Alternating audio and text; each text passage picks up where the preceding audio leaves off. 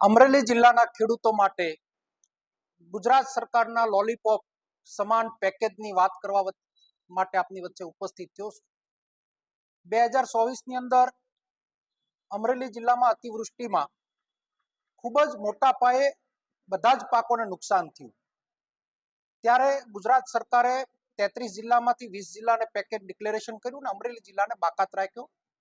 23/10/2024ના રોજ પત્ર વ્યવહાર સાથે આવેદનો અને આંદોલનનું અમે મંડાણ કર્યું. કલેક્ટર ઓફિસની સામે બેસી અને સરકારને ઢંઢોળવાનો પ્રયત્ન કર્યો અને એ જ દિવસે સરકાર જાગી અને 23/10/2024ના રોજ કૃષિ મંત્રીએ પત્ર વ્યવહાર આ જિલ્લાના ઉપદંડક કૌશિકભાઈને પત્રથી જવાબ આપ્યો કે આવનાર ઓક્ટોબર મહિનામાં અમરેલી જિલ્લાને નવા પેકેજમાં અમે સમાવેશ કરશું અને એ વાતને અમે પણ આવકારી.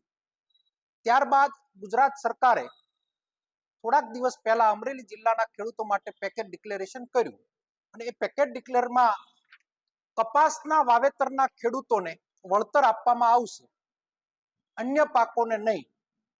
ત્યારે આપના મારફત ગુજરાતના મુખ્યમંત્રી રાઘવજીભાઈ પટેલ, મારા વડીલ એવા કૃષિ મંત્રી, અમરેલી જિલ્લાના જનતા આપને એટલું પૂછવા માંગે ને જનતા વતી, ખેડૂતો વતી હું આપને પૂછવા માંગુ છું કે તમે જે પેકેજ આપ્યું છે, ઓનલી કપાસને નુકસાન થયું તો કયા આધારે તમે ગણિત માંડ્યું કે કપાસને જ નુકસાન થયું? સિંગના વાવેતર હતા, સોયાબીનના વાવેતરો હતા, અન્ય પાકોના વાવેતર હતા, એને તમે બાકાત રાખ્યા છે તો એનો તાત્કાલિક સમાવેશ કરો. એક પણ પ્રકારનું સરકારના અધિકારીઓ મારફત સર્વે થયું નથી.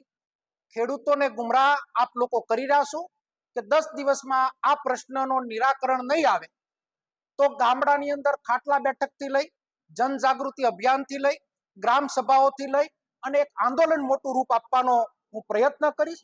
મારા ખેડૂતને અન્યાય થતી વાતમાં બહુ આકરા પગલા ભરી અને આવનાર દિવસોમાં અમે લડવાની તૈયારી કરશું. આપ લોકોએ પેકેજ આપ્યું છે એની અંદર એની અમલવારી થાય, આ જિલ્લાના બધા જ ખેડૂતને ન્યાય મળે.